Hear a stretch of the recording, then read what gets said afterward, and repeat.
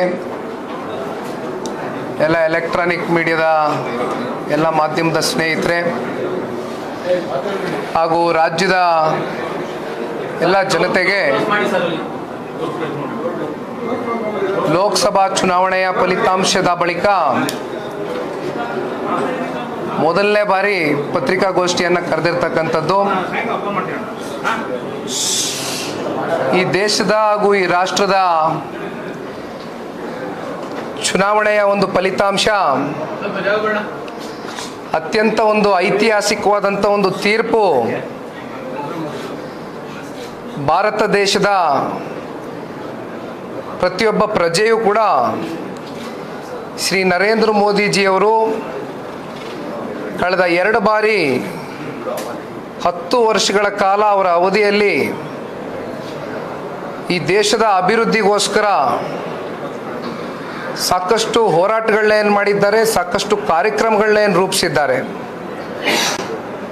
ಆ ಒಂದು ಹಿನ್ನೆಲೆಯಲ್ಲಿ ಪ್ರತಿಯೊಬ್ಬ ಭಾರತೀಯನೂ ಕೂಡ ಇವತ್ತು ಶ್ರೀ ನರೇಂದ್ರ ಮೋದಿಜಿಯವರು ಮತ್ತೊಮ್ಮೆ 3ನೇ ಬಾರಿ ಈ ದೇಶದ ಪ್ರಧಾನಮಂತ್ರಿಗಳಾಗಬೇಕು ಅಂತಕ್ಕಂಥ ಹಿನ್ನೆಲೆಯಲ್ಲಿ ಮತವನ್ನು ನೀಡಿರ್ತಕ್ಕಂಥದ್ದು.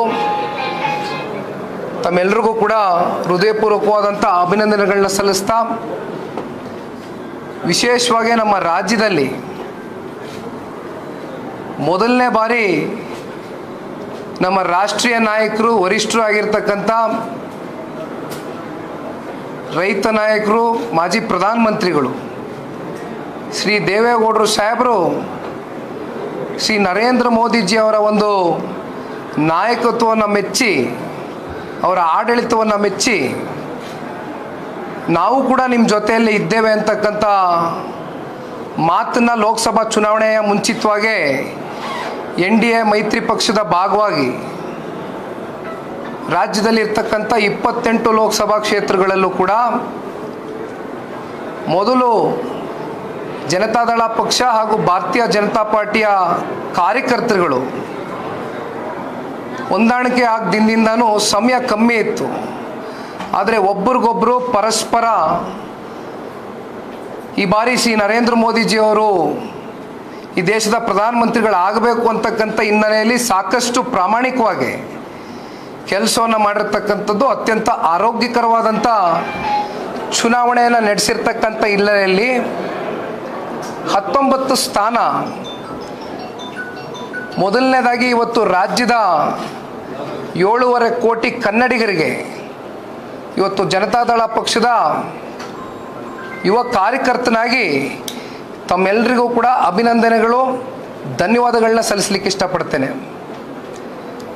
19 ಸ್ಥಾನದ ಒಂದು ಗೆಲುವಿಗೆ ಭಾರತೀಯ ಜನತಾ ಪಾರ್ಟಿಯ ಹಿರಿಯ ಮುಖಂಡರುಗಳು, ಜನತಾದಳ ಪಕ್ಷದ ಎಲ್ಲ ಮುಖಂಡರುಗಳು ಕೂಡ ಒಟ್ಟಾರೆಯಾಗಿ ಒಂದು ಫಲಿತಾಂಶಕ್ಕೆ ಸಾಕಷ್ಟು ಚುನಾವಣೆ ಸಂದರ್ಭದಲ್ಲಿ ಕೆಲಸವನ್ನು ಮಾಡಿದ್ದಾರೆ. ಹಳೆ ಮೈಸೂರು ಪ್ರಾಂತ್ಯದಲ್ಲಿ ವಿಶೇಷವಾಗಿ ಚಾಮರಾಜನಗರ ಹಾಗೂ ಹಾಸನ ಇವೆರಡೂ ಲೋಕಸಭಾ ಕ್ಷೇತ್ರಗಳನ್ನ ಹೊರತುಪಡಿಸಿ ಇನ್ನೆಲ್ಲ ಲೋಕಸಭಾ ಕ್ಷೇತ್ರಗಳಲ್ಲೂ ಕೂಡ ಇವತ್ತು ಗೆಲುವನ್ನು ಸಾಧಿಸಿರ್ತಕ್ಕಂಥದ್ದು. ಸಾಕಷ್ಟು ಟೀಕೆಗಳು ಚುನಾವಣೆ ಸಂದರ್ಭದಲ್ಲಿ ಬಂದವು. ಜನತಾದಳ ಪಕ್ಷ ಮುಂದೆ ಭವಿಷ್ಯ ಇಲ್ಲ ರಾಜ್ಯದಲ್ಲಿ ಅಂತಕ್ಕಂಥದ್ದು ಸಾಕಷ್ಟು ಚರ್ಚೆಗಳು ಪ್ರಾರಂಭ ಆಯಿತು. ಆದರೆ ಅದಕ್ಕೆಲ್ಲ ಉತ್ತರವನ್ನು ಕೊಟ್ಟಿರ್ತಕ್ಕಂಥದ್ದು ರಾಜ್ಯದ ಜನತೆ ಇವತ್ತು ನಮ್ಮ ಪರವಾಗಿ ಒಂದು ವಿಶ್ವಾಸವನ್ನು ಇಟ್ಟಿದ್ದಾರೆ. ಭಾರತೀಯ ಜನತಾ ಪಾರ್ಟಿಯ ಎಲ್ಲ ಸಂಸದರನ್ನ ಆಯ್ಕೆ ಮಾಡಿ ಇವತ್ತು ಸಂಸತ್ಗೆ ಏನು ಕಳಿಸ್ಕೊಟ್ಟಿದ್ದಾರೆ. ಕನ್ನಡಿಗರಿಗೆ ನಿಜಕ್ಕೂ ಕೂಡ ಈ ಸಂದರ್ಭದಲ್ಲಿ ನೀವೇನೋ ಒಂದು ವಿಶ್ವಾಸವನ್ನು ಇಟ್ಟಿದ್ದೀರಿ. ಈ ವಿಶ್ವಾಸವನ್ನು ಅತ್ಯಂತ ಪ್ರಾಮಾಣಿಕವಾಗಿ ಉಳಿಸ್ಕೊಂಡು ಹೋಗ್ತಕ್ಕಂಥ ಒಂದು ಕೆಲಸವನ್ನು ಎರಡೂ ಪಕ್ಷ ಮಾಡ್ತೇವೆ ಅಂತಕ್ಕಂಥದ್ದನ್ನು ಹೇಳ್ತಾ, ಬಹುಮುಖ್ಯವಾಗಿ ಇವತ್ತು ನಾನು ಈ ಪತ್ರಿಕಾಗೋಷ್ಠಿಯನ್ನು ಕರೆದಿರ್ತಕ್ಕಂಥದ್ದು ಕೇಂದ್ರದ ಸಚಿವರಾಗಿ ಶ್ರೀ ನರೇಂದ್ರ ಮೋದಿಜಿಯವರ ಸಂಪುಟದಲ್ಲಿ ಇವತ್ತು ರಾಜ್ಯದಲ್ಲಿ 2 ಬಾರಿ ಮುಖ್ಯಮಂತ್ರಿಗಳಾಗಿ ಅತ್ಯಂತ ಕಮ್ಮಿ ಅವಧಿನಲ್ಲಿ ಅವ್ರಿಗೆ ಸಿಕ್ಕಂಥ ಒಂದು ಅವಕಾಶವನ್ನು ವಿಶೇಷವಾಗಿ ರೈತರ ಪರವಾಗಿ ಬಡವರ ಪರವಾಗಿ, ಶೋಷಿತರ ಪರವಾಗಿ, ಪ್ರತಿಯೊಂದು ವರ್ಗಕ್ಕೂ ಕೂಡ ಅತ್ಯಂತ ಪ್ರಾಮಾಣಿಕವಾಗಿ 34 ತಿಂಗಳು ಆಡಳಿತ ಮಾಡಿದರೂ ಕೂಡ ಪ್ರತಿಯೊಬ್ಬರ ಮನಸ್ಸನ್ನು ಮುಟ್ತಕ್ಕಂಥ ಒಂದು ಆಡಳಿತ, ಒಂದು ವೈಖರಿಯನ್ನು ಕುಮಾರಣ್ಣವರು ತೋರಿಸಿದ್ದಾರೆ.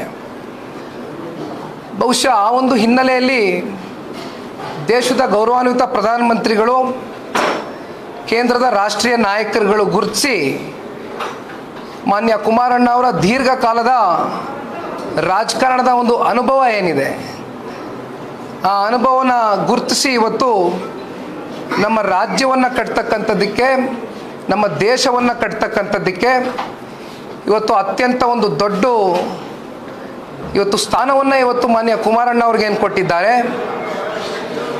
ಈಗಾಗಲೇ ನವದೆಹಲಿಯಲ್ಲಿ ಕಚೇರಿಯ ಒಂದು ಉದ್ಘಾಟನೆಯನ್ನು ಮಾಡಿದ್ದಾರೆ. ಸಾಕಷ್ಟು ಜನ ನವದೆಹಲಿಗೆ ನಮ್ಮ ಪಕ್ಷದ ಎಲ್ಲ ಶಾಸಕ ಮಿತ್ರರು ಬಂದಿದ್ದರು, ನಮ್ಮ ಪಕ್ಷದ ಮಾಜಿ ಮಂತ್ರಿಗಳು ಬಂದಿದ್ದರು, ಸಾಕಷ್ಟು ಜನ ನಮ್ಮ ಪಕ್ಷದ ಕಾರ್ಯಕರ್ತ ಬಂಧುಗಳು ಕೂಡ ಬಂದಿದ್ದರು. ಪ್ರತಿಯೊಬ್ಬರಲ್ಲೂ ಕೂಡ ಆತ್ಮವಿಶ್ವಾಸ ಇದೆ. ಕುಮಾರಣ್ಣವರು ಯಾವ ರೀತಿ ಈ ರಾಜ್ಯದ ಮುಖ್ಯಮಂತ್ರಿಗಳಾಗಿ ಸೇವೆಯನ್ನು ಮಾಡಿದ್ದಾರೆ, ಕೆಲಸವನ್ನು ಮಾಡಿದ್ದಾರೆ, ಇನ್ನು 5 ವರ್ಷಗಳ ಕಾಲ ಕೇಂದ್ರದ ಸಚಿವರಾಗಿ ಅವ್ರಿಗೆ ಕೊಟ್ಟಿರ್ತಕ್ಕಂಥ ಹೆವಿ ಇಂಡಸ್ಟ್ರೀಸ್ ಹಾಗೂ ಸ್ಟೀಲ್ ಏನಿದೆ, ಇವೆರಡೂ ಖಾತೆಗಳಿಗೆ ಇವತ್ತು ಸಾಕಷ್ಟು ಚಾಲೆಂಜಿಂಗ್ ಖಾತೆಗಳು ಸಿಕ್ಕಿರ್ತಕ್ಕಂಥದ್ದು. ಇವೆರಡೂ ಕೂಡ ಸಾಕಷ್ಟು ನಿರೀಕ್ಷೆಗಳಿದೆ. ಆ ನಿರೀಕ್ಷೆಗೂ ಮೀರಿ ಕುಮಾರಣ್ಣವರು ಈಗಾಗಲೇ ಕೆಲಸವನ್ನು ಪ್ರಾರಂಭ ಮಾಡಿದ್ದಾರೆ. ಇಲಾಖೆಗೆ ಸಂಬಂಧಪಟ್ಟಂಥ ಅಧಿಕಾರಿಗಳ ಜೊತೆ ಈಗಾಗಲೇ ಸಮಾಲೋಚನೆಗಳನ್ನು ನಡೆಸ್ತಾ ಇದ್ದಾರೆ. ನಾನು ಗಮನಿಸ್ದಂಗೆ ಕುಮಾರಣ್ಣವರು ಬೆಳಗ್ಗೆ 6 ಗಂಟೆಗೆ ಎದ್ದು ಈಗಾಗಲೇ ಸಾಕಷ್ಟು ಇಲಾಖೆ ಬಗ್ಗೆ ವಿಷಯವನ್ನು ತಿಳ್ಕೊಳ್ತಕ್ಕಂಥ ಒಂದು ಹಿನ್ನೆಲೆಯಲ್ಲಿ ಸಾಕಷ್ಟು ಕೆಲಸವನ್ನು ಪ್ರಾರಂಭ ಮಾಡಿದ್ದಾರೆ. ನಿನ್ನೆ ದಿನ ಅವರ ಟ್ವಿಟರ್ ಖಾತೆಯಲ್ಲಿ ನಾನು ಕೂಡ ನೋಡಿದೆ. ಮೊದಲನೇ ಸಹಿ ಕರ್ನಾಟಕ ರಾಜ್ಯಕ್ಕೆ ಸಂಬಂಧಪಟ್ಟಂತೆ ಇವತ್ತು KIOCL ಇವತ್ತೇನಿದೆ ಕುದುರೆಮುಖ ಬೆಳ್ಳಾರಿಯಲ್ಲಿ, ಅದಕ್ಕೆ ಈಗಾಗಲೇ ಫೈನಾನ್ಸ್ ಡಿಪಾರ್ಟ್ಮೆಂಟ ಒಂದು ಕ್ಲಿಯರೆನ್ಸ್ ಬೇಕಾಗಿದೆ, FD ಕ್ಲಿಯರೆನ್ಸು. ಅದಕ್ಕೆ ಈಗಾಗಲೇ ಅವರು ಅದನ್ನು ಪುಷ್ ಫಾರ್ವರ್ಡ್ ಮಾಡಿದ್ದಾರೆ. ಹಾಗಾಗಿ ಅವರ ಕೆಲಸವನ್ನು ಪ್ರಾರಂಭ ಮಾಡಿದ್ದಾರೆ. ಬಹುಮುಖ್ಯವಾಗಿ ಮಂಡ್ಯ ಜಿಲ್ಲೆಯ ಎಲ್ಲ ತಂದೆ ತಾಯಂದಿರುಗಳು, ಮಾಧ್ಯಮದ ಮೂಲಕ ನಾನು ಹೇಳಬೇಕಾಗ್ತದೆ, ಜನತಾದಳ ಪಕ್ಷ ಯಾವತ್ತೂ ಈ ರಾಜ್ಯದಲ್ಲಿ ಸ್ಥಾಪಿತವಾಯಿತು, ಅಂದಿನಿಂದ ಇಂದಿನವರೆಗೂ ದೇವೇಗೌಡರು ಸಾಹೇಬ್ರ ಜೊತೆ, ಮಾನ್ಯ ಕುಮಾರಸ್ವಾಮಿ ಅವ್ರ ಜೊತೆಯಲ್ಲಿ ಜಿಲ್ಲೆಯಲ್ಲಿರ್ತಕ್ಕಂಥ ಎಲ್ಲ ನಾಯಕರುಗಳಿಗೆ ಅನೇಕ ಚುನಾವಣೆ ಸಂದರ್ಭದಲ್ಲಿ ಮಂಡ್ಯ ಜಿಲ್ಲೆಯ ಜನತೆ ಆಶೀರ್ವಾದ ಮಾಡಿದ್ದಾರೆ. ಯಾವ ರೀತಿ 2018ರಲ್ಲಿ ವಿಧಾನಸಭಾ ಚುನಾವಣೆ ಸಂದರ್ಭದಲ್ಲಿ ಅತ್ಯಂತ ದೊಡ್ಡ ಅಂತರದಿಂದ ನಮ್ಮ ಶಾಸಕ ಮಿತ್ರರನ್ನು ಆಯ್ಕೆ ಮಾಡಿದರು, ಅದೇ ರೀತಿ ಮತ್ತೊಮ್ಮೆ ಇತಿಹಾಸ ಮರುಕಳಿಸಿರ್ತಕ್ಕಂಥದ್ದು ಮಂಡ್ಯ ಜಿಲ್ಲೆಯ ಜನತೆ ಕುಮಾರಣ್ಣನ ಮೇಲೆ ಒಂದು ವಿಶ್ವಾಸವನ್ನು ಇಟ್ಟು, ಒಂದು ಗೌರವವನ್ನು ಕೊಟ್ಟು, ಒಂದು ಪ್ರೀತಿಯನ್ನು ತೋರಿಸಿ ಇವತ್ತು ಆಯ್ಕೆಯನ್ನು ಮಾಡಿರ್ತಕ್ಕಂಥದ್ದು. ಬಹುಶಃ ರಾಜ್ಯದಲ್ಲೇ ಅತಿ ಹೆಚ್ಚು ಅಂತರದಲ್ಲಿ ಕುಮಾರಣ್ಣನ ಒಂದು ಗೆಲುವಿಗೆ ಮಂಡ್ಯ ಜಿಲ್ಲೆಯ ಪ್ರಬುದ್ಧ ತಂದೆ ತಾಯಂದಿರುಗಳು ಕಾರಣಕರ್ತರಾಗಿದ್ದೀರಿ. ತಮ್ಮ ನಿರೀಕ್ಷೆಗೂ ಮೀರಿ ಕುಮಾರಣ್ಣ ಅವರು ಜಿಲ್ಲೆಯ ಜನತೆಯ ಒಂದು ವಿಶ್ವಾಸವನ್ನು ಉಳಿಸ್ಕೊಳ್ತಾರೆ ಅಂತಕ್ಕಂಥದ್ದು ಒಬ್ಬ ಕಾರ್ಯಕರ್ತನಾಗಿ ನಾನು ನಂಬಿದ್ದೇನೆ. ರಾಮನಗರದಲ್ಲಿ ಏನು ದೇವೇಗೌಡರು ಸಾಹೇಬರು, ಕುಮಾರಣ್ಣವರು ಹಾಸನ ಜಿಲ್ಲೆಯಿಂದ ಬಂದಂಥದ್ದು, ಆದರೆ ರಾಮನಗರದಲ್ಲಿ ರಾಜಕಾರಣದಲ್ಲಿ ರಾಜಕೀಯವಾಗಿ ಒಂದು ಬದುಕನ್ನು ಕಟ್ಕೊಡ್ತಕ್ಕಂಥದ್ದು ಏನು ಕಳೆದ 30 ವರ್ಷದಿಂದ ನಿರಂತರವಾಗಿ ಜಿಲ್ಲೆಯ ಜನತೆ ನಮ್ಮ ಜೊತೆ ನಿಂತಿದ್ದಾರೆ. ಅವ್ರಿಗೂ ಕೂಡ ಈ ಸಂದರ್ಭದಲ್ಲಿ ನಾವು ಧನ್ಯವಾದಗಳನ್ನ ತಿಳಿಸಬೇಕಾಗ್ತದೆ. ನಾಳೆ ದಿನ ಮಾನ್ಯ ಕುಮಾರಸ್ವಾಮಿ ಅವರು ನವದೆಹಲಿಯಿಂದ ಬೆಳಗ್ಗೆ 11:50ಕ್ಕೆ ಕೆಂಪೇಗೌಡ ಇಂಟರ್ನ್ಯಾಷನಲ್ ಏರ್ಪೋರ್ಟಿಗೆ ಬರ್ತಾ ಇದ್ದಾರೆ. ಬಹುಶಃ ಈಗಾಗಲೇ ಮಾನ್ಯ ಕುಮಾರಸ್ವಾಮಿ ಅವ್ರನ್ನ ಯಾವ ರೀತಿ ಬರಮಾಡ್ಕೊಳ್ಬೇಕು ಅಂತಕ್ಕಂಥದ್ರ ಬಗ್ಗೆ ಈಗಾಗಲೇ ನಮ್ಮ ದೇವನಹಳ್ಳಿ ಭಾಗ ಇರ್ಬೋದು, ದೊಡ್ಡಬಳ್ಳಾಪುರ ಇರ್ಬೋದು, ನೆಲಮಂಗಲ ಇರ್ಬೋದು, ಹಾಗೂ ನಮ್ಮ ಚಿಕ್ಕಬಳ್ಳಾಪುರ, ಕೋಲಾರ, ಇವೆಲ್ಲ ಕಡೆ ಕೂಡ ನಾಳೆ ದಿನ ಅತ್ಯಂತ ಪ್ರೀತಿಯಿಂದ ಅವ್ರನ್ನ ಸ್ವಾಗತ ಕೋರಲಿಕ್ಕೆ ಈಗಾಗಲೇ ಪೂರ್ವ ಸಿದ್ಧತೆಗಳು, ಪೂರ್ವ ತಯಾರಿಗಳು ಎಲ್ಲ ನಮ್ಮ ಪಕ್ಷದ ಮುಖಂಡರುಗಳು, ಕಾರ್ಯಕರ್ತರುಗಳು ಮಾಡಿಕೊಡ್ತಾ ಇದ್ದಾರೆ. ಹಾಗಾಗಿ ಆ ವಿಷಯವನ್ನು ನಿಮಗೆ ತಿಳಿಸ್ಬೇಕಾಗಿತ್ತು. ತದನಂತರ JP ಭವನದ ಪಕ್ಷದ ಕಚೇರಿಗೆ ಬರ್ತಾರೆ. ಇಲ್ಲೂ ಕೂಡ ಕಾರ್ಯಕರ್ತರುಗಳನ್ನ ಭೇಟಿ ಆಗ್ತಕ್ಕಂಥದ್ದು, ಕೆಲವೊಂದಷ್ಟು ಸಮಯ ಕಳೀತಾರೆ. ತದನಂತರ ಗವರ್ನರಿಗೆ ಹೋಗಿ ಭೇಟಿ ಮಾಡ್ತಾರೆ. ಅಲ್ಲಿಂದ ದೇವೇಗೌಡರು ಸಾಹೇಬ್ರ ಮನೆಗೆ ಹೋಗಿ ಅವರ ತಂದೆ ತಾಯಿಯ ಒಂದು ಆಶೀರ್ವಾದ ಪಡೆದುಕೊಂಡು JP ನಗರ ನಿವಾಸದಲ್ಲಿ ವಿಶ್ರಾಂತಿನ ತಗೊಳ್ತಾರೆ. ಬಹುಶಃ ಅಲ್ಲಿಂದ ತಿರುಪತಿಗೆ ಪ್ರಯಾಣವನ್ನು ಸಾಗಲಿದ್ದಾರೆ. ತಿರುಪತಿಗೆ ಹೋಗಿ ಬಂದ ನಂತರ ಈಗ ತಾನೇ ನಾನು ರಾಮನಗರ ಜಿಲ್ಲೆಗೆ ಹೋಗಿದ್ದೆ. 4 ವಿಧಾನಸಭಾ ಕ್ಷೇತ್ರದಿಂದ ಎಲ್ಲ ಪ್ರಮುಖ ಮುಖಂಡರುಗಳ ಒಂದು ಸಭೆಯನ್ನು ಕರೆದಿದ್ದೆ. ಅಲ್ಲೂ ಕೂಡ ರಾಮನಗರದಲ್ಲಿ ಪಕ್ಷದ ಕಾರ್ಯಕರ್ತರುಗಳ ಒಂದು ಅಭಿಲಾಷೆ, ಕುಮಾರಣ್ಣ ಅವರು ಮೊದಲನೇ ಬಾರಿ ರಾಜ್ಯಕ್ಕೆ ಕೇಂದ್ರದ ಮಂತ್ರಿಯಾಗಿ ಬರ್ತಾ ಇದ್ದಾರೆ. ಅವ್ರನ್ನ ಅತ್ಯಂತ ಪ್ರೀತಿ ವಿಶ್ವಾಸದಿಂದ, ಗೌರವದಿಂದ ನಾವು ಸ್ವಾಗತ ಮಾಡಬೇಕು ಜಿಲ್ಲೆಯ ಜನತೆ ಅಂತಕ್ಕಂಥದ್ದು ಅವರು ಕೂಡ ಪೂರ್ವ ತಯಾರಿಯನ್ನು, ಪೂರ್ವ ಸಿದ್ಧತೆಯನ್ನು ಮಾಡಿಕೊಂಡಿದ್ದಾರೆ. ಅದು ಶನಿವಾರದ ದಿನ ಸಂಜೆ ಫಿಕ್ಸ್ ಆಗಿದೆ ಕಾರ್ಯಕ್ರಮ. ಮತ್ತು ಭಾನುವಾರ ಸಂಜೆ ಈಗಾಗಲೇ ಬೆಳಗ್ಗೆ 10:30 ಗಂಟೆಯಿಂದನೂ ಮಂಡ್ಯದ ಎಲ್ಲ ನಾಯಕರುಗಳ ಒಂದು ಕೂತ್ಕೊಂಡು ಈಗಾಗಲೇ ಚರ್ಚೆಯನ್ನು ಮಾಡಿದ್ದಾರೆ. ನನಗೆ ದೂರವಾಣಿ ಮೂಲಕ ಫೋನನ್ನು ಮಾಡಿ ತಿಳಿಸಿದ್ದಾರೆ. ಅಲ್ಲೂ ಕೂಡ ಇವತ್ತು ಪಕ್ಷದ ಕಾರ್ಯಕರ್ತರುಗಳು ಇವತ್ತೇನು ಕುಮಾರಣ್ಣನಿಗೆ ಅಭಿನಂದನೆ ಕೋರಬೇಕು ಅಂತಕ್ಕಂಥ ಹಿನ್ನೆಲೆಯಲ್ಲಿ ಭಾನುವಾರದ ದಿನ ಅದು ಕೂಡ ಇವತ್ತು ತಯಾರಿಯಾಗಿದೆ. ಹಾಗಾಗಿ ಇವತ್ತು ವಿಶೇಷವಾಗಿ ನಮ್ಮ ಮಲ್ಲೇಶ್ ಬಾಬಣ್ಣವರು ಇಲ್ಲೇ ಇದ್ದಾರೆ. ನಾವು ಕೇಳಿದಂಥ 3 ಲೋಕಸಭಾ ಸ್ಥಾನಗಳಲ್ಲಿ 2 ಸ್ಥಾನಗಳಲ್ಲಿ ಇವತ್ತು ಗೆಲುವನ್ನು ರಾಜ್ಯದ ಜನತೆ ಕೊಟ್ಟಿದ್ದಾರೆ. ವಿಶೇಷವಾಗಿ ನಮ್ಮ ಮಲ್ಲೇಶ್ ಬಾಬಣ್ಣವರು ವ್ಯಕ್ತಿಗತವಾಗಿ ಅತ್ಯಂತ ಮೃದು ಸ್ವಭಾವದವರು. ಅವರನ್ನು ಭಾಳ ಕಮ್ಮಿ ಅಂತರದಿಂದ ಕಳೆದ ವಿಧಾನಸಭಾ ಚುನಾವಣೆಯಲ್ಲಿ ಸೋಲನ್ನು ಅಪ್ಪಿರ್ತಕ್ಕಂಥದ್ದು. ಅವ್ರ ತಾಯಿಯವರು ಮಂಗಮ್ಮನವರು ಜಿಲ್ಲಾ ಪಂಚಾಯತ್ನ ಅಧ್ಯಕ್ಷರಾಗಿದ್ದರು. ಹಿರಿಯಕರು, ಸಾಕಷ್ಟು ನಮ್ಮ ಪಕ್ಷದ ಪರವಾಗಿ ಇವರ ಇಡೀ ಕುಟುಂಬ ಅನೇಕ ವರ್ಷಗಳಿಂದ ಸೇವೆಯನ್ನು ಮಾಡಿದ್ದಾರೆ. ಅದನ್ನು ಗುರುತಿಸಿ ಪಕ್ಷದ ವರಿಷ್ಠರು ಮಲ್ಲೇಶ್ ಬಾಬು ಅವರಿಗೆ ಟಿಕೆಟನ್ನು ಕೊಟ್ಟಂಥ ಸಂದರ್ಭದಲ್ಲಿ ಅವರು ಕೂಡ ಚುನಾವಣೆಯನ್ನು ಯಾವ ರೀತಿ ನಡೆಸಬೇಕು, ತಂತ್ರ ಪ್ರತಿತಂತ್ರ ಎಲ್ಲದಕ್ಕೂ ಕೂಡ ಸಿದ್ಧರಾಗಿ ಇವತ್ತು ಅವರು ಹೊರಟು ಜನಗಳ ಒಂದು ವಿಶ್ವಾಸವನ್ನು ಸಂಪಾದನೆ ಮಾಡಿದ್ದಾರೆ. ಕೋಲಾರ ಜಿಲ್ಲೆಯ ಎಲ್ಲ ಮತದಾರ ತಂದೆ ತಾಯಂದ್ರಿಗೂ ಕೂಡ ಮಲ್ಲೇಶ್ ಬಾಬಣ್ಣನ ಪರವಾಗಿ ಒಬ್ಬ ಯುವ ಕಾರ್ಯಕರ್ತನಾಗಿ ನಿಮ್ಮೆಲ್ರಿಗೂ ಧನ್ಯವಾದಗಳನ್ನ ಸಲ್ಲಿಸ್ತೇನೆ. ಈಗಾಗಲೇ ವಿಧಾನ ಪರಿಷತ್ನ ಚುನಾವಣೆಗಳು ಕೂಡ ನಡೀತು. ಆ 2 ವಿಧಾನ ಪರಿಷತ್ನ ಕ್ಷೇತ್ರವನ್ನು ನಾವೇನು ತೊಗೊಂಡಿದ್ವು, 2 ಕಡೆ, ಒಂದು ಕಡೆ ವಿವೇಕಾನಂದ ಅವರು, ಒಂದು ಕಡೆ ಭೋಜೇಗೌಡರು, ಅವೆರಡರಲ್ಲೂ ಕೂಡ ಇವತ್ತು ಜನತಾದಳ ಪಕ್ಷ ಗೆದ್ದಿರ್ತಕ್ಕಂಥದ್ದು. ಬಹುಶಃ ಇದಕ್ಕೆಲ್ಲ ಮುಖ್ಯ ಕಾರಣ ರಾಜ್ಯದ ಜನತೆಯ ಒಂದು ಆಶೀರ್ವಾದ. ಹಾಗಾಗಿ ನಾವು ಸದಾ ಈ ರಾಜ್ಯವನ್ನು ಕಟ್ತಕ್ಕಂಥದ್ದಕ್ಕೆ, ಈ ದೇಶವನ್ನು ಕಟ್ತಕ್ಕಂಥದ್ದಕ್ಕೆ ಕುಮಾರಣ್ಣ ಅವರ ಒಂದು ಹೋರಾಟ, ದೇವೇಗೌಡರು ಅವರ ಒಂದು ಮಾರ್ಗದರ್ಶನ ಸದಾಕಾಲ ಪಕ್ಷದ ಮೇಲೆ ಇರುತ್ತೆ ಅಂತಕ್ಕಂಥದ್ದನ್ನು ನಾನು ಹೇಳಲಿಕ್ಕೆ ಬಯಸ್ತೇನೆ. ಕೇಂದ್ರ ಸಚಿವರನ್ನು ಕೊಟ್ಟಿದ್ದಾರೆ. ನೀವು JDS ಕಾರ್ಯಕರ್ತರು, ಮುಖಂಡರು ಅದ್ದೂರಿಯಾಗಿ ಸ್ವಾಗತಿಸ್ತೀವಿ, ನಮ್ಮ ಕಾರ್ಯಕರ್ತರೆಲ್ಲ ಬರ್ತೀವಿ. ಹಾಗಾದ್ರೆ BJP ಅವರು ಸ್ವಾಗತಕ್ಕೆ ಬರೋದಿಲ್ವಾ? ಒಂದು ನಿಮಿಷ ಅಣ್ಣ, ನಾನು ಪ್ರಾರಂಭದಲ್ಲೇ ನಿಮಗೆ ಹೇಳಿದೆ, ಇವತ್ತು ಪರಸ್ಪರ ಜನತಾದಳ ಪಕ್ಷ ಆಗಲಿ, ಭಾರತೀಯ ಜನತಾ ಪಾರ್ಟಿ ಆಗಲಿ, 19 ಸ್ಥಾನ ನಾವೇನಾದರೂ ಲೋಕಸಭಾ ಚುನಾವಣೆಯ ಗೆಲುವಿಗೆ ಕಾರಣಕರ್ತರಿದ್ದರೆ ಅದು ಭಾರತೀಯ ಜನತಾ ಪಾರ್ಟಿಯ ಕಾರ್ಯಕರ್ತರು ಕೂಡ. ಇವತ್ತು ನಾವು ಬೆಂಗಳೂರು ಗ್ರಾಮಾಂತರ ತಗೊಳ್ಳಿ, ಮಂಡ್ಯ ತಗೊಳ್ಳಿ, ಮೈಸೂರು ತಗೊಳ್ಳಿ, ಕೋಲಾರ ತಗೊಳ್ಳಿ, ಚಿಕ್ಕಬಳ್ಳಾಪುರ ತಗೊಳ್ಳಿ, ಚಿತ್ರದುರ್ಗ ತಗೊಳ್ಳಿ, ಈ ರೀತಿ ತುಮಕೂರು ತಗೊಳ್ಳಿ, ಇವೆಲ್ಲದರಲ್ಲೂ ಕೂಡ ಇಬ್ಬರು ಪರಸ್ಪರ ಒಂದು ಹೊಂದಾಣಿಕೆಯಿಂದನೇ ಇವತ್ತು ಈ ಚುನಾವಣೆಯಲ್ಲಿ ಗೆಲುವು ಸಾಧಿಸಲಿಕ್ಕೆ ಸಾಧ್ಯ ಆಯಿತು. ಹಾಗಾಗಿ ಇದು ವಿಶೇಷವಾಗಿ ನಮ್ಮ ಪಕ್ಷದ ಕಾರ್ಯಕರ್ತರ ಒಂದು ಒಲವು. ಮಂಡ್ಯದಲ್ಲಿ ನಾವೇನು ಇವತ್ತು ಒಂದು ನಮ್ಮ ಕಾರ್ಯಕರ್ತರುಗಳು ಸೇರಿ ಇವತ್ತು ಒಂದು ವೇದಿಕೆ ಕಾರ್ಯಕ್ರಮವನ್ನು ಸಜ್ಜು ಮಾಡ್ಕೊಳ್ತಾ ಇದ್ದಾರೆ. ಆ ವೇದಿಕೆ ಕಾರ್ಯಕ್ರಮದಲ್ಲಿ ಭಾರತೀಯ ಜನತಾ ಪಾರ್ಟಿಯ ಎಲ್ಲ ಮುಖಂಡರುಗಳು ಕೂಡ ಭಾಗಿಯಾಗಿರ್ತಾರೆ. ನಾಳೆ ಬಿಜೆಪಿ ಅವ್ರನ್ನು ಒಳಗೊಂಡು ಇಲ್ಲಿ ಬಿಜೆಪಿ ಜನತಾದಳ ಅಂತಕ್ಕಂಥ ಪ್ರಶ್ನೆ ಇಲ್ಲಣ್ಣ. ಇದು ಪಕ್ಷಾತೀತವಾಗಿ ಇವತ್ತು ಕುಮಾರಣ್ಣನ ಮೇಲೆ ವೈಯಕ್ತಿಕವಾಗಿ ಯಾರು ಗೌರವನ ಇಟ್ಕೊಂಡಿದ್ದಾರೆ, ಪ್ರತಿಯೊಬ್ಬರು ಕೂಡ ನಾಳೆ ಅವ್ರಿಗೆ ಕೆಂಪೇಗೌಡ ಇಂಟರ್ನ್ಯಾಷನಲ್ ಏರ್ಪೋರ್ಟ್ಗೆ ಬಂದು ಸ್ವಾಗತವನ್ನು ಕೋರ್ತಾರೆ. ನೀವು ಅವರು ಎಲ್ಲೆಲ್ಲಿ ಭೇಟಿ ಕೊಡ್ತಾರೆ ಅನ್ನೋದನ್ನ, ಆದ್ರೆ ಬಿಜೆಪಿ ಆಫೀಸಿಗೆ ಭೇಟಿ ಕೊಡೋದ್ರ ಬಗ್ಗೆ ಎಲ್ಲೂ ಪ್ರಸ್ತಾಪನೆ ಮಾಡಿಲ್ಲ. ಈಗ ಸದ್ಯಕ್ಕೆ ಪ್ಲಾನ್ ಆಫ್ ಆಕ್ಷನ್ ಇರೋದು ಇದಣ್ಣ. ಈಗ ನನ್ನ ಗಮನಕ್ಕೆ ಬಂದಿರೋ ಅಂಥದ್ದು, ಕುಮಾರಣ್ಣ ಅವರು ಇನ್ನೂ ಮೀಟಿಂಗ್ನಲ್ಲಿದ್ದಾರೆ, ಅವ್ರ ಜೊತೆ ನಾನು ಫೋನ್ ಮಾಡಿ ಮಾತನಾಡ್ತೇನೆ.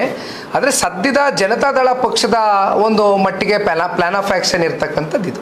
ಸರ್, ನಾಳೆ ಅಲ್ಲಿ ಸ್ವಾಗತ ಆದ್ಮೇಲೆ ನೇರವಾಗಿ ಇಲ್ಲಿ ಬರ್ತಾರಾ ಅಥವಾ ಮೆರವಣಿಗೆ ಆ ಥರದ್ದು ಏನಾದರೂ ಹೆಂಗಿದೆ? ಮೆರವಣಿಗೆಗೆ ಬಹುಶಃ ಇನ್ನೂ ಕೆಲವೊಂದಷ್ಟು ಪರ್ಮಿಷನ್ಸ್ ಇವೆಲ್ಲ ತಗೊಳ್ಬೇಕಾಗ್ತದೆ. ಹಾಗಾಗಿ ನಾನು ಸಂಜೆ ನಿಮಗೆ ಒಂದು ಪ್ರೆಸ್ ನೋಟ್ ಬಿಡುಗಡೆ ಮಾಡ್ತೀನಿ, ವಿಚಾರವಾಗಿ ಇನ್ನು ವಿಸ್ತಾರವಾಗಿ ಪ್ರೆಸ್ ನೋಟ್ ಬಿಡುಗಡೆ ಮಾಡ್ತೀನಿ. ಚನ್ನಪಟ್ಟಣ ವಿಧಾನಸಭಾ ಕ್ಷೇತ್ರದ್ದು ನೆಕ್ಸ್ಟ್ ಏನಾದರೂ ಚರ್ಚೆ ನಡೆದಿದೆ? ಯಾಕೆ ಹೇಳ್ತಾರೆ ಸರ್, ನಾನು ಒಂದು ಭಾಳ ಸ್ಪಷ್ಟವಾಗಿ ಹೇಳ್ತೇನೆ. ಈ ಲೋಕಸಭಾ ಚುನಾವಣೆ ಪೂರ್ವದಲ್ಲಿ ತಾವೆಲ್ಲ ಗಮನಿಸಿದ್ರಿ, ನಾನು ನವದೆಹಲಿಗೆ ಸಾಕಷ್ಟು ಸಂದರ್ಭದಲ್ಲಿ ಮಾನ್ಯ ಕುಮಾರಣ್ಣ ಅವ್ರ ಜೊತೆ ಹೋಗಿದ್ದೆ. ದೇಶದ ಹಾಗೂ ಈ ರಾಷ್ಟ್ರದ ಚುನಾವಣೆಯ ಒಂದು ಹಿನ್ನೆಲೆಯಲ್ಲಿ ಯಾವುದೇ ಕಾರಣಕ್ಕೂ ನರೇಂದ್ರ ಮೋದಿಜಿಯವರ ಮೇಲೆ ಹೆಚ್ಚಿನ ಒತ್ತಡವನ್ನು ಏರಬಾರ್ದು ಅಂತಕ್ಕಂಥ ಒಂದೇ ಒಂದು ಹಿನ್ನೆಲೆಯಲ್ಲಿ ಹೆಚ್ಚು ಸ್ಥಾನಗಳು ನಾವು ಕೇಳಲಿಲ್ಲ. ನಾವು 3 ಸ್ಥಾನಕ್ಕೆ ನಾವು ಸೀಮಿತಗೊಳಿಸ್ಕೊಂಡ್ವಿ. ಜೊತೆಯಲ್ಲಿ 28 ಕ್ಷೇತ್ರದಲ್ಲೂ ಕೂಡ ಯಾವುದೇ ಒಂದು ಕ್ಯಾಂಡಿಡೇಟ್ ಯಾರು ನಿಲ್ಲಬೇಕು ಅಂತಕ್ಕಂಥ ವಿಚಾರವಾಗಿ ಎಲ್ಲೂ ಕೂಡ ಸಣ್ಣ ಲೋಪದೋಷಗಳು ಕೂಡ 2 ಪಕ್ಷದ ಕಡೆಯಿಂದ ಆಗಲಿಲ್ಲ. ಅದಕ್ಕೆ ನಾನು ಈ ವಿಚಾರದಲ್ಲೂ ಹೇಳ್ತೀನಲ್ಲ ಭಾಳ ಸ್ಪಷ್ಟವಾಗಿ, ಇವತ್ತು ಒಟ್ಟಾರೆಯಾಗಿ ಈ ರಾಜ್ಯದಲ್ಲಿ ಇವತ್ತು ಈ ಭ್ರಷ್ಟ ಸರ್ಕಾರವನ್ನು ಕಿತ್ತೊಗಿತಕ್ಕಂಥದ್ದಕ್ಕೆ ಇವತ್ತು ಭಾರತೀಯ ಜನತಾ ಪಾರ್ಟಿ ಮತ್ತು ಜನತಾದಳ ಪಕ್ಷ ಇಬ್ಬರು ಒಗ್ಗಟ್ಟಾಗೆ ಪರಸ್ಪರ ಇವತ್ತು ರಾಜ್ಯದ ನಾಯಕರುಗಳು ಕೂಡ ಇವತ್ತು ಕೂತ್ಕೊಂಡು ಸಮಾಲೋಚನೆಯನ್ನು ನಡೆಸಿ ಒಂದು ವರದಿ ತಯಾರು ಮಾಡಿ ಅವರು ಕೂಡ ಕೇಂದ್ರಕ್ಕೆ ಕಳಿಸಿ, ಕೇಂದ್ರದ ನಾಯಕರುಗಳು ಕೂಡ ಅಲ್ಟಿಮೇಟ್ ಆಗಿ ಏನು ಸಲಹೆ ಸೂಚನೆ ಕೊಡ್ತಾರೆ. ಜೊತೆಯಲ್ಲಿ ಭಾಳ ಮುಖ್ಯವಾಗಿ ಚನ್ನಪಟ್ಟಣ ತಾಲೂಕಿನ 2 ಪಕ್ಷದ ನಿಷ್ಠಾವಂತ ಕಾರ್ಯಕರ್ತರುಗಳ ಬಯಕೆ ಏನಿದೆ, ಇದನ್ನೆಲ್ಲ ಪರಿಗಣನೆಗೆ ತಗೊಂಡು ಅಂತಿಮವಾಗಿ ಒಂದು ತೀರ್ಮಾನ ತಗೊಳ್ತೇವೆ.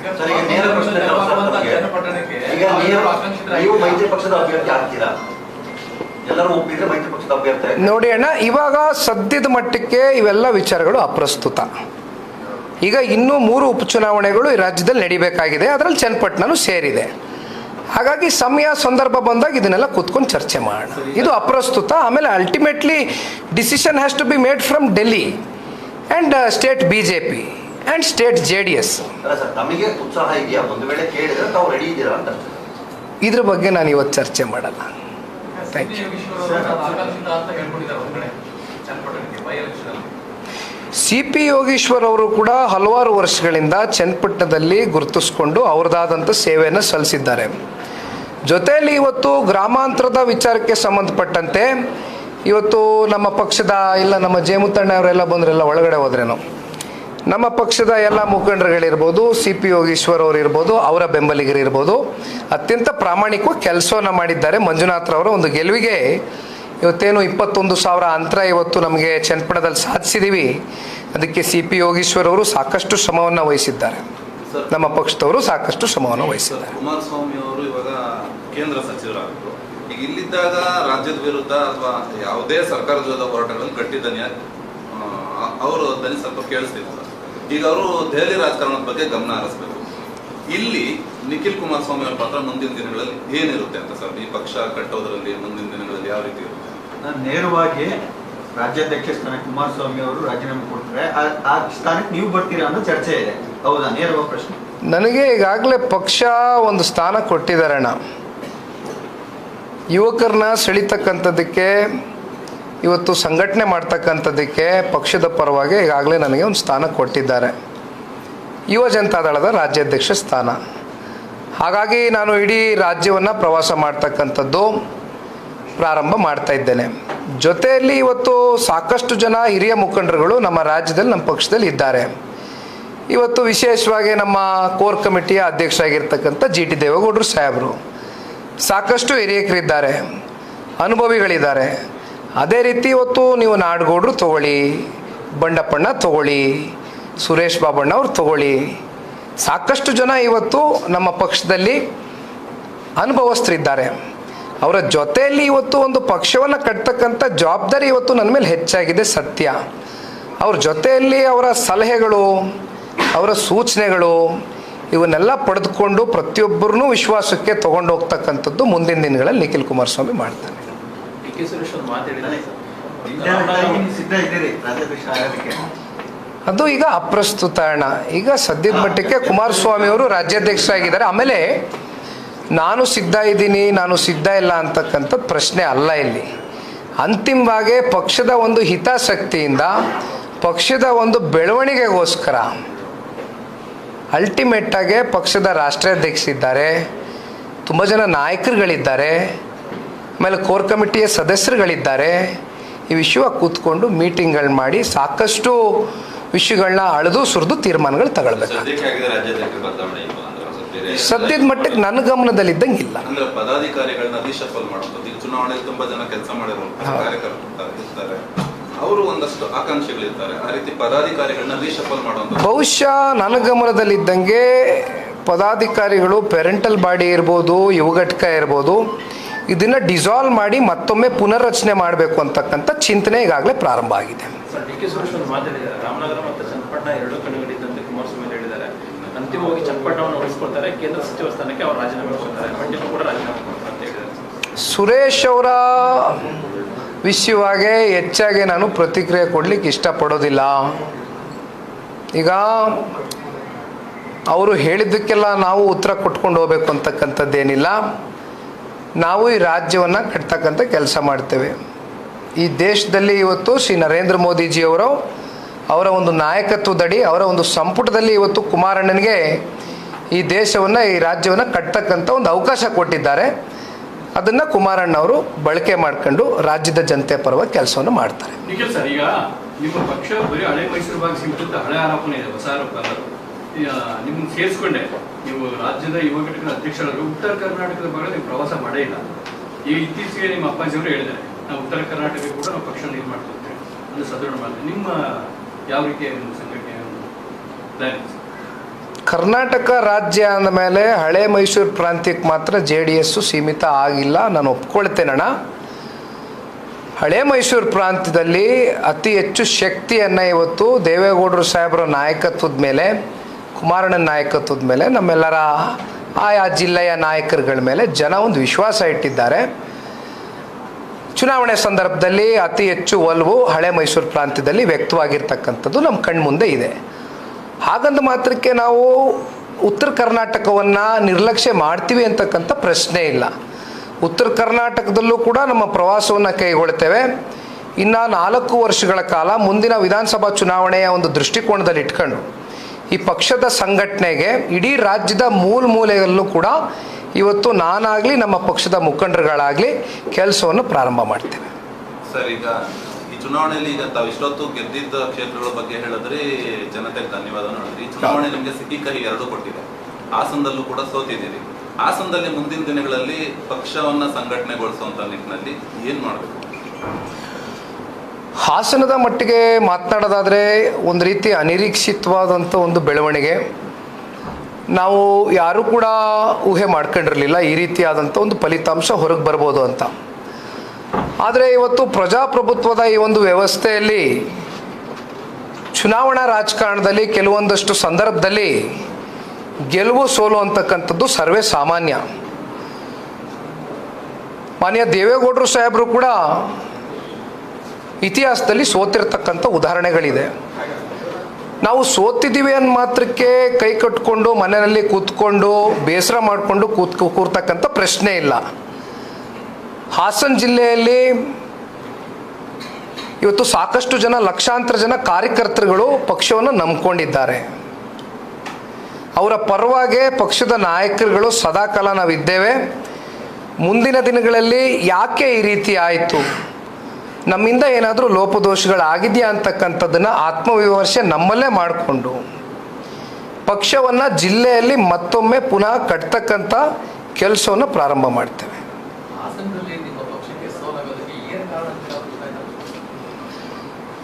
ಕಾರಣಗಳನ್ನ ನಾನು ಮಾಧ್ಯಮದ ಮುಂದೆ ಕೂತ್ಕೊಂಡು ಮಾತನಾಡ್ತಕ್ಕಂಥದ್ದು ಸೂಕ್ತ ಅಲ್ಲ.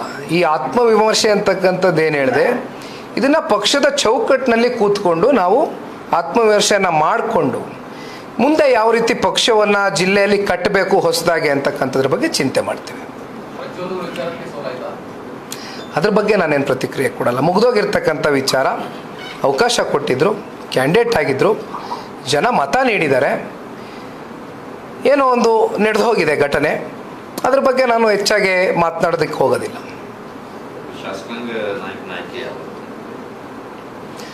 ಸ್ವಲ್ಪ ಟೈಮ್ ಕೊಡಿ ಸರ್. ನಾಳೆ ಮಾನ್ಯ ಕುಮಾರಸ್ವಾಮಿ ಅವರು ಬೆಂಗಳೂರಿಗೆ ತೆರಳ್ತಾ ಇದ್ದಾರೆ.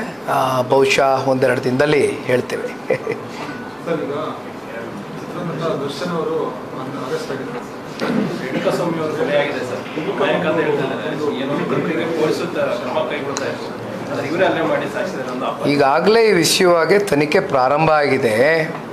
ಸೊ ಅಲ್ಟಿಮೇಟ್ಲಿ ತನಿಖೆಯಲ್ಲಿ ಏನು ವರದಿ ಬರುತ್ತೆ ಅದನ್ನು ನೋಡ್ಕೊಂಡು ಪ್ರತಿಕ್ರಿಯಿಸ್ತೀನಿ. ನಾವು ನಟರಾಗಿ ಏನಕ್ಕೆ ಇಷ್ಟಪಡ್ತಾರೆ ಸರ್? ಈ ರೀತಿಯಾಗಿ ನಡ್ಕೊಂಡ್ರೆ ತನಿಖೆ ಪ್ರಾರಂಭ ಆಗಿದೆ ಅಣ್ಣ. ತನಿಖೆಯಲ್ಲಿ ಏನು ವರದಿ ಬರುತ್ತೆ ಅದನ್ನು ನೋಡ್ಕೊಂಡು ಪ್ರತಿಕ್ರಿಯಿಸ್ತೀನಿ. ಈಗ ಸ್ಟಾರ್ ಕ್ಯಾಂಪೇನರ್ಗಳಾಗಿ ನಿಮ್ಮವರು ಪ್ರಚಾರ ಮಾಡಿತ್ತು. ಈ ರೀತಿ ನಟರು ಇಲ್ಲ, ನಾನೇನು ಅದ್ರ ಬಗ್ಗೆ ಪ್ರತಿಕ್ರಿಯೆ ಕೊಡೋಕ್ಕೆ ಇಷ್ಟಪಡೋದಿಲ್ಲ. ಬೇರೆ ಏನಾರಿತ್ತಾ? ಅಭಿಮಾನಿಗಳ ವಿಚಾರದಲ್ಲಿ ಚಿತ್ರನಟರಾಗಿದ್ದವರು ಯಾವ ರೀತಿ ನಡ್ಕೊಳ್ಬೇಕು? ಚಿತ್ರನಟರು ಇರ್ಬೋದು, ರಾಜಕಾರಣದಲ್ಲಿ ನಾವು ಇದ್ದಂಥ ಸಂದರ್ಭದಲ್ಲಿ ಸಾರ್ವಜನಿಕ ಬದುಕಲ್ಲಿ ಯಾರೇ ಇದ್ದರೂ ಕೂಡ ನಮ್ಮ ನಡೆಗಳು ಪ್ರತಿಯೊಂದು ಕೂಡ ಜನ ಗಮನಿಸ್ತಾ ಇರ್ತಾರೆ. ಹಾಗಾಗಿ ನಮ್ಮ ನಡೆಗಳು ಏನೇ ಇದ್ದರೂ ಕೂಡ ನಮ್ಮ ಹೆಜ್ಜೆಗಳು ಭಾಳ ಸೂಕ್ಷ್ಮವಾಗಿ ಇಡಬೇಕಾಗ್ತದೆ. ಅದೊಂದನ್ನೇ ನಾನು ಹೇಳ್ಬೋದು. ಅದೊಂದು ನಾನು ಅರ್ಥ ಮಾಡ್ಕೊಂಡಿದ್ದೇನೆ ಅಷ್ಟೇ. ನಮ್ಮ ವೈಯಕ್ತಿಕ ಬದುಕು ಕೂಡ ಒಂದು ತೆರೆದ ಪುಸ್ತಕದ ರೀತಿ ಇರ್ತದೆ ಸಾರ್ವಜನಿಕ ಬದುಕಲ್ಲಿದ್ದಾಗ.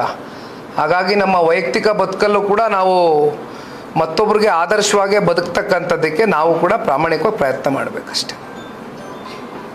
ಬೇರೆ ಏನಾರು ದೇವೇಗೌಡರು ಕುಮಾರಸ್ವಾಮಿ ಒಂದು ಮಹತ್ವಾಕಾಂಕ್ಷೆ ಇತ್ತು ರಾಜಕಾರಣದಲ್ಲಿ, ರಾಜಕೀಯ ಜೀವನದಲ್ಲಿ. ಆ ಥರದ ಒಂದು ಮಹತ್ವಾಕಾಂಕ್ಷೆ ನಿಮಗೆ ಮಾನ್ಯ ದೇವೇಗೌಡರು ಸಾಹೇಬರ ಹೋರಾಟದ ಛಲ 64 ವರ್ಷದ ಸುದೀರ್ಘವಾದಂಥ ರಾಜಕಾರಣದ ಜೀವನದ ಬದುಕು. ಒಂದು ಸಣ್ಣ ರೈತ ಕುಟುಂಬದಲ್ಲಿ ಒಂದು ಹಳ್ಳಿಯಲ್ಲಿ ಜನಿಸಿ ಈ ರಾಜ್ಯದ ಮುಖ್ಯಮಂತ್ರಿಗಳಾಗಿ ಈ ದೇಶದ ಪ್ರಧಾನಮಂತ್ರಿ ಹುದ್ದೆವರೆಗೂ ಇವತ್ತು ಹೋಗಿ ತಲುಪಲಿಕ್ಕೆ ಯಾವ ರೀತಿ ದೇವೇಗೌಡರು ಸಾಹೇಬರ ಒಂದು ಶ್ರಮ, ಒಂದು ಹೋರಾಟ, ಜೊತೆಯಲ್ಲಿ ಆ ಒಂದು ಪ್ರಾಮಾಣಿಕತೆ ಇತ್ತು ಕೆಲಸದಲ್ಲಿ. ಇದನ್ನು ನಾನು ಸಾಕಷ್ಟು ನನ್ನ ರಾಜಕೀಯದ ಬದುಕಲ್ಲಿ ಅಳವಡಿಸ್ಕೊಳ್ಳೋದಕ್ಕೆ ಭಾಳ ಪ್ರಾಮಾಣಿಕವಾಗಿ ಪ್ರಯತ್ನ ಮಾಡ್ತೇನೆ. ಜೊತೆಯಲ್ಲಿ ಇವತ್ತು ನಮ್ಮ ತಂದೆಯವ್ರ ಬಗ್ಗೆ ಮಾತನಾಡೋದಾದರೆ, ರಾಜಕಾರಣ ಕೆಲವೊಂದು ಸಂದರ್ಭದಲ್ಲಿ ನಾವು ತಲೆಯಿಂದ ಮಾಡ್ತೇವೆ, ಇಲ್ಲಿಂದ. ಆದರೆ ನಮ್ಮ ತಂದೆಯವರು ರಾಜಕಾರಣ ಹೃದಯದಿಂದ ಮಾಡಿದರು. ಬಹುಶಃ ಅದೇ ಕಾರಣ ಇವತ್ತಿಗೂ ಕೂಡ ಸಾಕಷ್ಟು ಹೃದಯಗಳನ್ನ ಗೆದ್ದಿದ್ದಾರೆ ನಮ್ಮ ತಂದೆಯವರು. ಹಾಗಾಗಿ 2 ಬಾರಿ ಈ ರಾಜ್ಯದ ಮುಖ್ಯಮಂತ್ರಿಗಳಾಗಿ ಅವ್ರು ಯಾವ ರೀತಿ ನಡ್ಕೊಂಡಿದ್ದಾರೆ ಅಧಿಕಾರ ಇದ್ದಂಥ ಸಂದರ್ಭದಲ್ಲಿ, ಯಾವ ರೀತಿ ಭಯ ಭಕ್ತಿಯಿಂದ ಈ ರಾಜ್ಯದ ಜನತೆಯ ಒಂದು ಸೇವೆ ಮಾಡಬೇಕು, ಈ ರಾಜ್ಯದ ಸಂಪತ್ತನ್ನು ಲೂಟಿ ಆಗದೇ ಇರೋ ರೀತಿ ಯಾವ ರೀತಿ ಮಾನ್ಯ ಕುಮಾರಸ್ವಾಮಿ ಅವರು ನಡ್ಕೊಂಡಿದ್ದಾರೆ, ಇದನ್ನೆಲ್ಲ ನಾನು ಗಮನಿಸಿದ್ದೇನೆ. ನಾನು ಕೂಡ ತಂದೆಯವರು ಮುಖ್ಯಮಂತ್ರಿಗಳಾಗಿದ್ದಾಗ ಎಂದೂ ಕೂಡ ಯಾವುದೇ ವಿಷಯದಲ್ಲಿ ಇನ್ವಾಲ್ವ್ಮೆಂಟ್ ತೋರಿಸಲಿಲ್ಲ. ಚಿತ್ರರಂಗದ ಒಂದು ಬದುಕಿನಲ್ಲಿ ಕಲಾಭಿಮಾನಿಗಳು ಸಾರ್ವಜನಿಕ ಜೀವನದಲ್ಲಿ ಇವತ್ತು ನನ್ನನ್ನು ಗುರುತಿಸಲಿಕ್ಕೆ, ನಿಖಿಲನ್ನು ಗುರುತಿಸಲಿಕ್ಕೆ ಇವತ್ತು ಚಿತ್ರರಂಗ ಕಾರಣ. ನಾನು ನನ್ನ ಚಿತ್ರರಂಗದಲ್ಲಿ ಬ್ಯುಸಿಯಾಗಿದ್ದೆ. ಎಂದೂ ಕೂಡ ನಾನು ನಮ್ಮ ತಂದೆಯವರ ಅಡ್ಮಿನಿಸ್ಟ್ರೇಷನ್ನಲ್ಲಿ ಇಂಟರ್ಫಿಯರ್ ಆದಂಥವನಲ್ಲ. ಏಕೆಂದರೆ ನನ್ನಲ್ಲಿ ಒಂದು ಸ್ಪಷ್ಟತೆ ಇತ್ತು. ಮಾನ್ಯ ಕುಮಾರಸ್ವಾಮಿ ಅವರ ನಾಯಕತ್ವದ ಮೇಲೆ ವಿಶ್ವಾಸ ಇಟ್ಟು ಜನ ಮತ ನೀಡಿದಾಗ ನಾವುಗಳು ಯಾರೂ ಮೂಗು ತೋರಿಸ್ಬಾರ್ದು ಅದರಲ್ಲಿ, ಕುಟುಂಬದವರು. ಆ ಒಂದು ಸ್ಪಷ್ಟತೆ ಚಿಕ್ಕ ವಯಸ್ಸಿಂದನೂ ನಾನು ಬೆಳೆಸ್ಕೊಂಡಿದ್ದೆ. ಹಾಗಾಗಿ ಇಬ್ಬರು ಕೂಡ ನನ್ನ ಜೀವನದಲ್ಲಿ ಭಾಳ ಒಂದು ಸ್ಫೂರ್ತಿದಾಯಕವಾಗಿ ನಾನು ದೇವೇಗೌಡರು ಸಾಹೇಬ್ರನ್ನಾಗಲಿ ಕುಮಾರಣ್ಣನಾಗಲಿ ಮುಂದಿನ ನನ್ನ ರಾಜಕೀಯದ ಬದುಕನ್ನು ದಾರಿಯನ್ನು ಯಾವ ರೀತಿ ನಾನು ಕಂಡುಕೊಳ್ಬೇಕು, ಯಾವ ರೀತಿ ಪ್ರತಿನಿತ್ಯ ನಾವು ಜನಸಾಮಾನ್ಯರ ಒಂದು ಕಷ್ಟ ಸುಖದಲ್ಲಿ ಇರಬೇಕು ಅಂತಕ್ಕಂಥದ್ದು ನಾನು ತೋರಿಸಿದ್ದಾರೆ. ಆ ಕೆಲಸವನ್ನು ನಾನು ಮುಂದುವರಿಸ್ತೇನೆ. ಲೋಕಸಭೆ ಚುನಾವಣೆಯಲ್ಲಿ ಸೋತ್ರಿ, ಅದಾದ ನಂತರ ನೀವು ಸಕ್ರಿಯವಾಗಿ ಚುನಾವಣಾ ರಾಜಕಾರಣದಲ್ಲಿ ದೂರ ಹೋಗ್ತಿದ್ರಿ. ಅಂದ್ರೆ ನಾನು ಹೇಳ್ತಕ್ಕಂಥ ಈಗ ನಾನು ಚನ್ನಪಟ್ಟಣದ ಉಪಚುನಾವಣೆ ಸಂಬಂಧಪಟ್ಟಿಲ್ಲ, ಬೇರೆ ರೀತಿಯ ನಾನು ಆ ರೀತಿ ವಿಧಾನ ಪಕ್ಷ ಆ ಥರದ ಚುನಾವಣೆ ಬರೋಕ್ಕೆ ಸಾಧ್ಯತೆ ಇದೆ, ಏನೋ ನಿರೀಕ್ಷೆ ಇದೆ? 2019ರಲ್ಲಿ ಲೋಕಸಭಾ ಚುನಾವಣೆಯಲ್ಲಿ ಅನಿರೀಕ್ಷಿತವಾಗಿ ನಾನು ಕ್ಯಾಂಡಿಡೇಟ್ ಆದೆ. ಬಹುಶಃ ಅಂದು ಈ ರಾಜ್ಯದ ಮುಖ್ಯಮಂತ್ರಿಗಳಾಗಿ ಕುಮಾರಣ್ಣ ಅವರೇನು ಕೆಲಸವನ್ನು ಮಾಡ್ತಾಯಿದ್ರು. 8 ಜನ ಶಾಸಕ ಮಿತ್ರರನ್ನ KR ನಗರನೂ ಸೇರಿದಂತೆ ಜಿಲ್ಲೆಯ ಜನತೆ ಆಶೀರ್ವಾದ ಮಾಡಿದರು. 3 ಜನ ವಿಧಾನ ಪರಿಷತ್ನ ಸದಸ್ಯರಿದ್ದರು.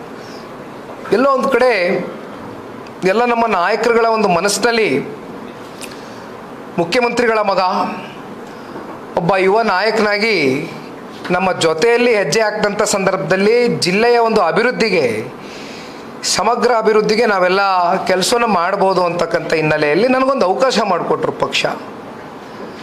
ನಾನೀಗಾಗಲೇ ರಾಜಕಾರಣದಲ್ಲಿ ಬಂದು ಸಕ್ರಿಯವಾಗಿ ಒಂದು 5 ವರ್ಷ ಮೇಲೆ ಕಳೆದಿದೆ.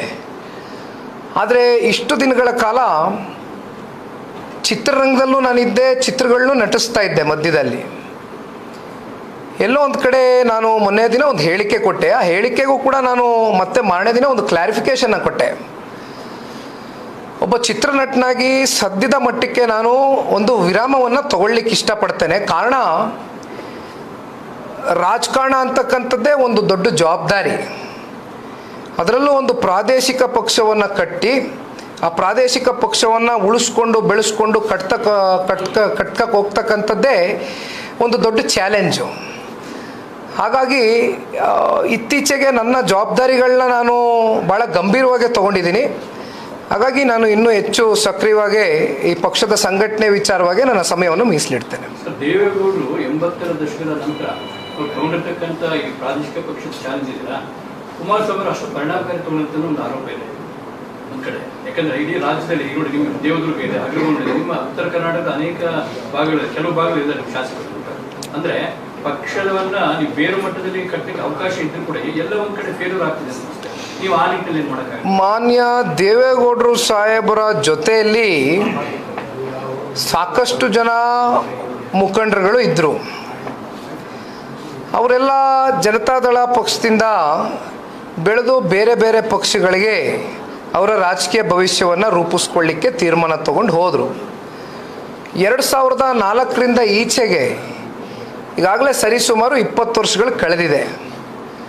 ಕುಮಾರಸ್ವಾಮಿ ಅವರು ಬಹುಶಃ ಅಂದು ಜನತಾದಳ ಪಕ್ಷದ ಕಾರ್ಯಕರ್ತರುಗಳು ಅವರ ಶಾಸಕ ಮಿತ್ರರು ಅವ್ರ ಜೊತೆಯಲ್ಲಿ ನಿಂತು, ಇಲ್ಲ ನೀವು ನಿಮಗೆ ರಾಜಕಾರಣದಲ್ಲಿ ಅನುಭವ ಇಲ್ಲ ಅಂತಕ್ಕಂಥ ಭಾವನೆಯನ್ನು ಬಿಟ್ಟು, ಯಾಕೆಂದರೆ ಮೊದಲನೇ ಬಾರಿ ಶಾಸಕರಾಗಿದ್ದರು, ನಾನು ನೆನೆಸ್ಕೊಳ್ಳಿಕ್ಕೆ ಇಷ್ಟಪಡ್ತೇನೆ, ನೀವು ಈ ಪಕ್ಷವನ್ನು ಉಳಿಸ್ತಕ್ಕಂಥದ್ದಕ್ಕೆ ನೀವು ಈ ತೀರ್ಮಾನ ತಗೊಳ್ಳೇಬೇಕು ಅಂತಕ್ಕಂಥ ಒಂದು ಒತ್ತಡವನ್ನು ಕುಮಾರಣ್ಣನ ಮೇಲೆ ಏರಿದಾಗ ಮೊದಲನೇ ಬಾರಿ ರಾಜ್ಯದ ಮುಖ್ಯಮಂತ್ರಿ ಆದರು.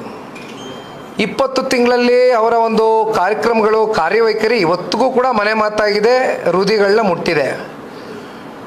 ಬಹುಶಃ ಏಕಾಂಗಿಯಾಗಿ ಕುಮಾರಣ್ಣ ಅವರು 20 ವರ್ಷದಿಂದನೂ ದೈಹಿಕವಾಗಿ, ಮಾನಸಿಕವಾಗಿ, ಆರ್ಥಿಕವಾಗಿ ಎಲ್ಲ ರೀತಿಯ ಒತ್ತಡಗಳಿದ್ದರೂ ಕೂಡ ಏಕಾಂಗಿಯಾಗಿ ಹೋರಾಟವನ್ನು ಮಾಡಿದ್ದಾರೆ. ಇಲ್ಲಿವರೆಗೂ ನಮ್ಮ ಪಕ್ಷದ ಸಾಕಷ್ಟು ನಾಯಕರುಗಳನ್ನ ವಿಶ್ವಾಸಕ್ಕೆ ತಗೊಂಡು ಆಯಾ ಜಿಲ್ಲೆಗಳಲ್ಲಿ ಗುರುತಿಸ್ಕೊಂಡಿರ್ತಕ್ಕಂಥ ಸಮರ್ಥ ನಾಯಕತ್ವವನ್ನು ಬೆಳೆಸ್ತಕ್ಕಂಥ ಒಂದು ಕೆಲಸವನ್ನು ಕುಮಾರಸ್ವಾಮಿ ಅವರು ಮಾಡಿದ್ದಾರೆ. ಬಹುಶಃ ಇಲ್ಲಿವರೆಗೂ ಏನಾದರೂ ಈ ಪಕ್ಷ ಉಳಿದಿದೆ ಅಂತಕ್ಕಂಥದ್ದಾದರೆ, ದೇವೇಗೌಡರು ಸಾಹೇಬರು ಕಟ್ಟಿರ್ತಕ್ಕಂಥ ಪಕ್ಷ, ಕುಮಾರಣ್ಣನ ಒಂದು ನಾಯಕತ್ವದ ಮೇಲೆ ವಿಶ್ವಾಸ ಇರ್ತಕ್ಕಂಥ ಪಕ್ಷದ ಕಾರ್ಯಕರ್ತರುಗಳು ಲಕ್ಷಾಂತರ ಜನ ಅವ್ರ ಜೊತೆಯಲ್ಲಿ ಹೆಜ್ಜೆಯನ್ನು ಹಾಕಿದ್ದಾರೆ.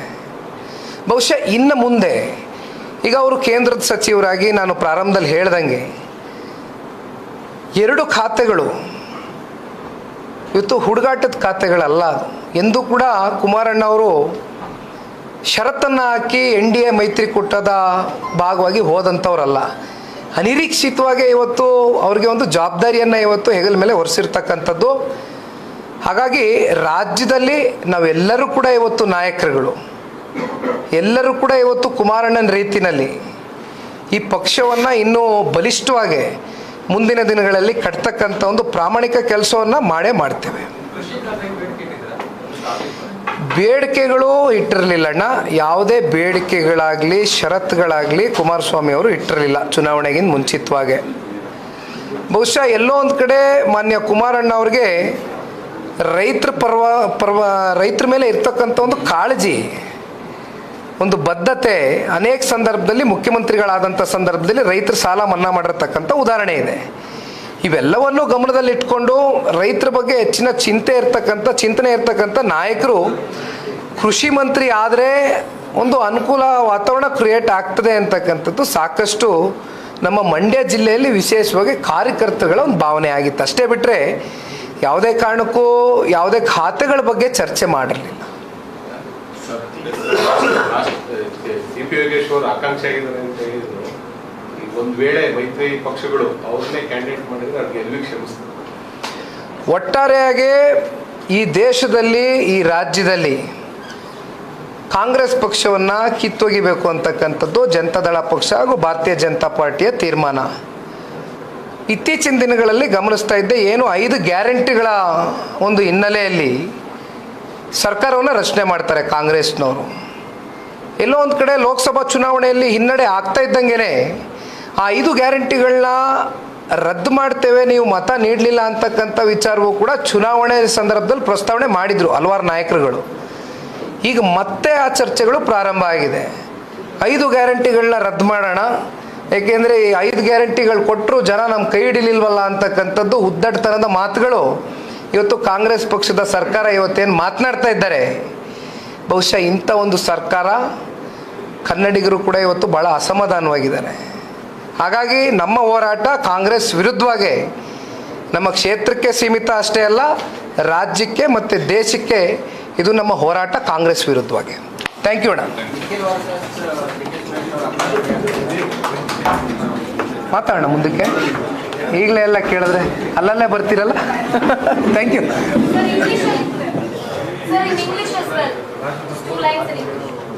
ಓಕೆ, ಕುತ್ಕೊಳ್ಳಿ ಅಣ್ಣ.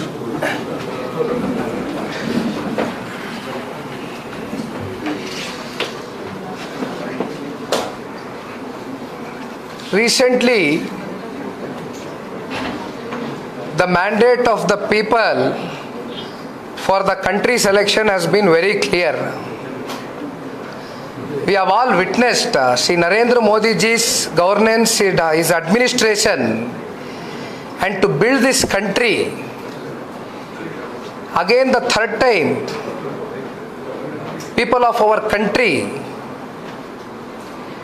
have stood by support with Sri Narendra Modi ji. And here also in Karnataka, out of 28 seats, Bharatiya Janata Party and Janata Paksha, both the parties have brought a very good result. 19 seats which we have won in Karnataka state. By taking the confidence of the people in our state, we have to thank all the Kannadigas for supporting NDA candidates in this election. And Sri Kumaraswamy ji, being 2 terms Chief Minister, his administrative skills and what he has delivered to our state has been recognized by Sri Narendra Modi ji. He is given a chance for Kumaraswamy ji to serve the nation and our state, which we are very thankful for. If any other questions you can ask. ಯಾರು ಇದ್ದಾರಾ English ಅಷ್ಟೇನಾ? Thank you. Thank you. ಈಗ ನಾಳೆದು